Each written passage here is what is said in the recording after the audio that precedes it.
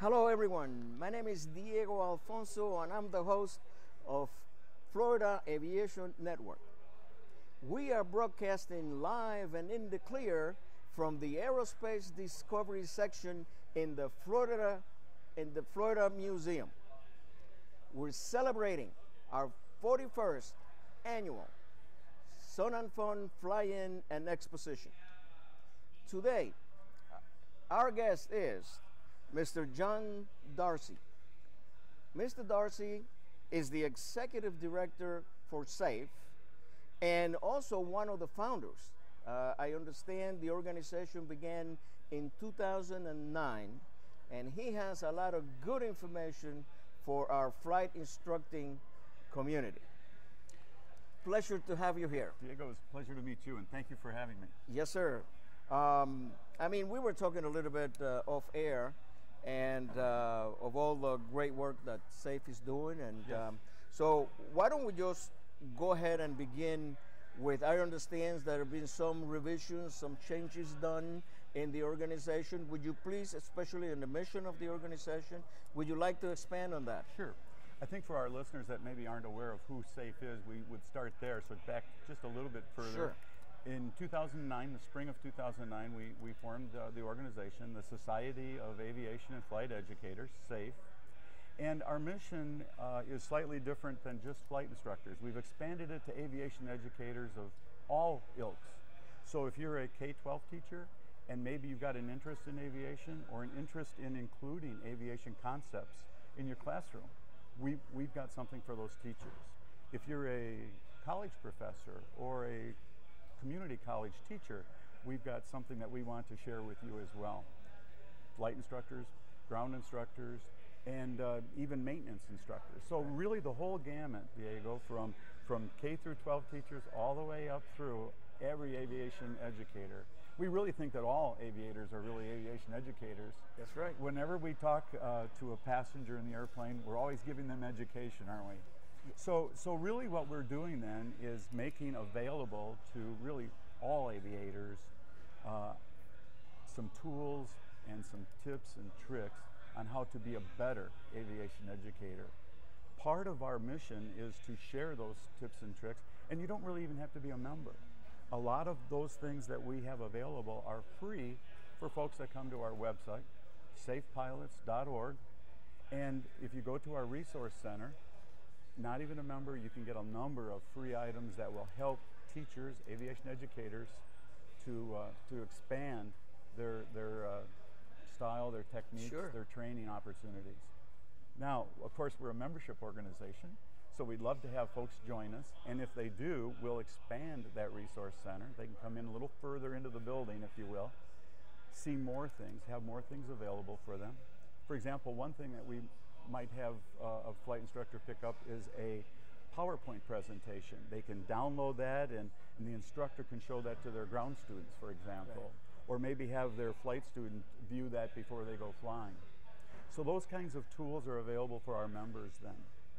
But our mission has really changed in the recent months to include an emphasis, if you will, that what we want to do is we call it raising the bar on aviation education, and we want to make all aviation education better.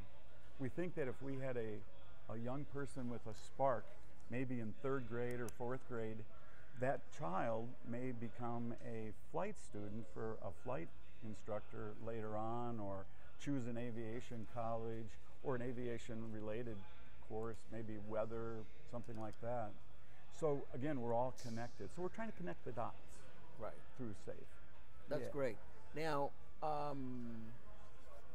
when you said raising the bar, that struck a chord with me because what I've been noticing is that for some reason we've been lowering the bar across. And it's gotten to the point where, and you know, I don't use sarcasm. I don't believe that sarcasm has place in anywhere. But although this may kind of hinge on that line, but it is not said with that intent. Okay. It's like a no child left behind. And I always wonder why.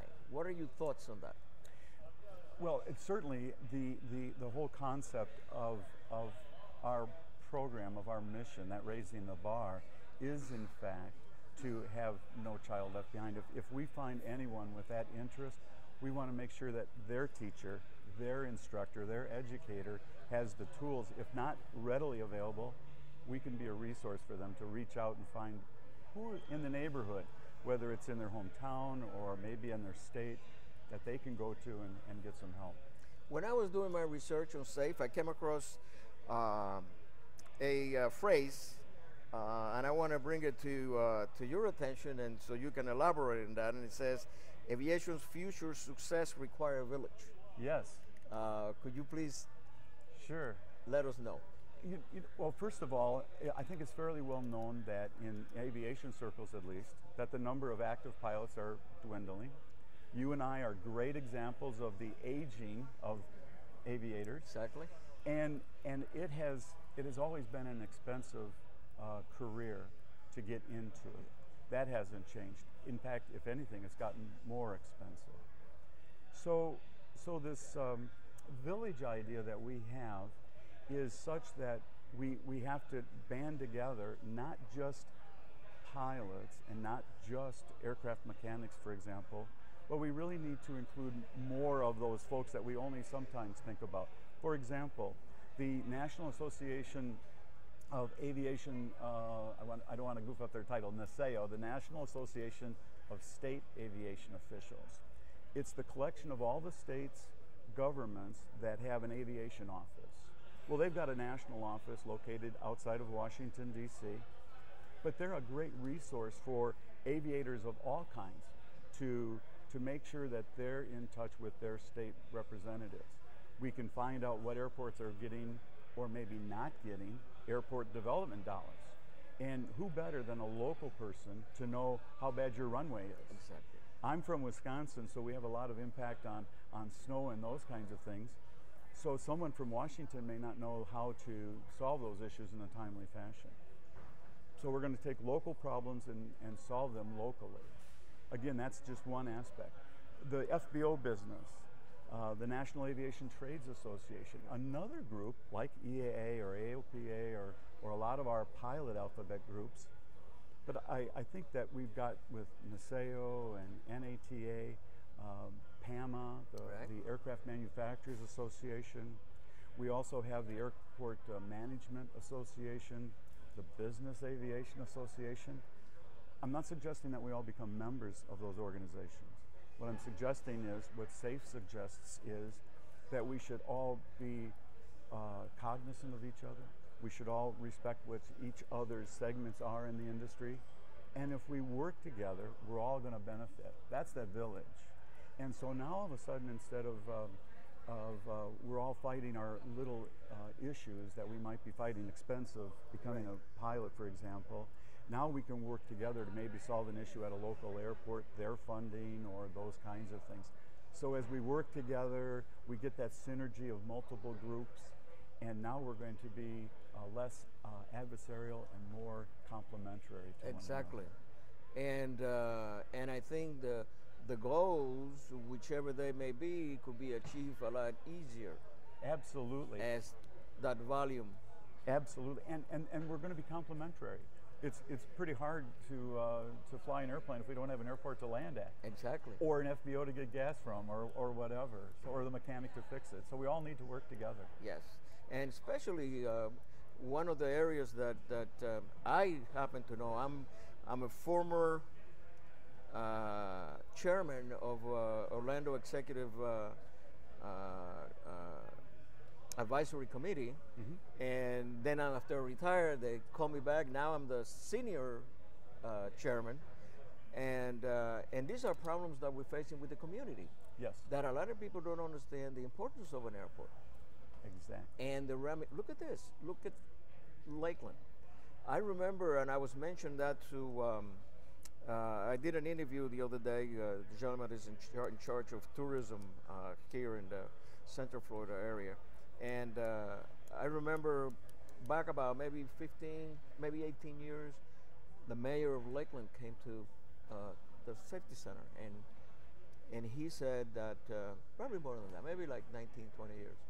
And he said that Sun and Fun, I mean, his vision was like 25 years ahead of time. He said Sun and Fun is a vehicle not only for aviation enthusiasts, but I can see how people that come here to look at airplanes and air shows are in business and will see Lakeland as a potential place where they want to do business because of the geographical location of Lakeland. And look, you go out there on I-4 now and County Line roads, and it's nothing but businesses, warehouses, and that came from aviation. Had they shut this airport down 20 years ago, where would Lakeland be? I don't know, maybe better, but chances are it's not going to be. So that is such an important phase of your program that I really think is worthy to continue. Now, I have another, I don't want to change the subject, but there is another area that is really out there right now, and a lot of people don't really understand, and it has to do with the Pilot Bill of Rights. Yes. Could you please kind of give us a little bit of a rundown on the Pilot's Bill of Rights? Sure. We're actually looking at the second iteration or the second issue of Pilot Bill of Rights. The first one was August 3 of 2012, and it was proposed by Senator Imhoff of Oklahoma. Yep. And he's an aviator, a pilot, and he, through flying and some issues that he had on a flight, discovered some issues of enforcement with the FAA, and on a personal level. And what better way to learn of a problem, especially if you're in Congress, but to learn it personally. Right. So as a result of that, he put into a bill, a Senate bill, a Pilot Bill of Rights. And really what we were looking at from there was kind of a Miranda effort. Yes. And so that way, as a pilot, we will become more aware of what is really being looked at if there's an investigation being conducted. Before, the FAA might have been a little more adversarial than they are today. And that was certainly a positive thing, a result of that first Pilot Bill of Rights. More recently, and the one that we're talking about today, is the Pilot Bill of Rights version 2, and that was written again by Senator Imhoff, and he has now got 21 other representatives and senators to have signed on as co-sponsors for this bill, and it's currently in committee. And a lot of the aviators are aware of one of the proposals, and that is that we will do away with the third-class medical for pilots of airplanes that seat less than 6 passengers and that weigh less than 6,000 pounds. So for most of our general aviation lighter numbers of aircraft, that's a huge impact on the pilot. Exactly. It's very expensive. Again, we're talking about expense. It's very expensive to maintain that medical certificate, especially for pilots that get a little older like you and I. And so we're happy to see those kinds of things. And it's going to help aviation. It's going to increase our opportunities to expand and to keep folks like you and I in the cockpit. Beyond that, though, Diego, and something that may have gotten lost and I think is important, SAFE thinks is important, is we're going to see a prioritization of the NOTAM system, the Notice to Airmen.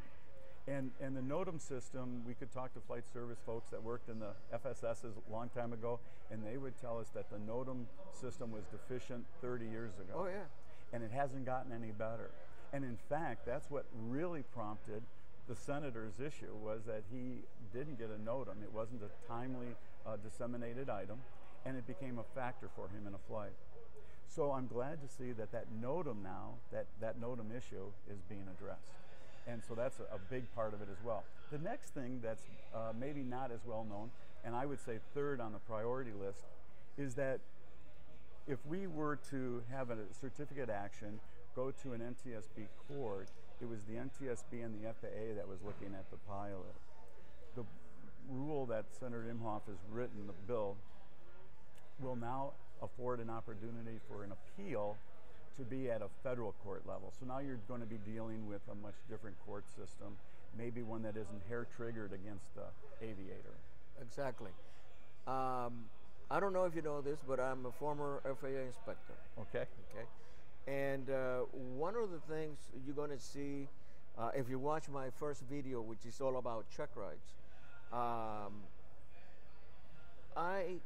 in my research, I determined that the main reason why most pilots are terrified with check rides is because of the existing culture in the beginning of the FAA. And let me tell you, it's the best job I ever had. I'm not bad-mouthing the FAA. No. What happens is that the original FAA, I remember, I'm also a mechanic, by the way, and I remember working as a youngster, as an apprentice in a shop, and the guy will come in and say, hey, the FAA is in the coffee shop. Doors down, and everybody run. Because the culture of the time was who were part of the FAA. Well, the part of the FAA were either largely retired airline captains and ex-military folks. I have nothing against the military. On the contrary, I thank those guys every day. I mean, my father is an ex-military, and I love them. But you cannot be a wing commander for 30 years and come to this side of the house and treat me like a person. You still will see me as a cadet. And it's not that you're bad, it's that's ingrained in your everyday activities. And I remember my private check ride. I hit my hand. He take your hand off the throttle, and he just hit me. But the FAA has changed tremendously. I know because I've been there, and they're really doing a tremendous job to being partners with the pilots. John, unfortunately, we have reached the end of the session. Okay. Time has flown by. That's what happens when you're having a good time. Absolutely. But thank you so much for coming. It was a pleasure. Thank you for having us. And thank you so much. My name is Diego Alfonso with the Florida Aviation Network. And we'll be back in a little while.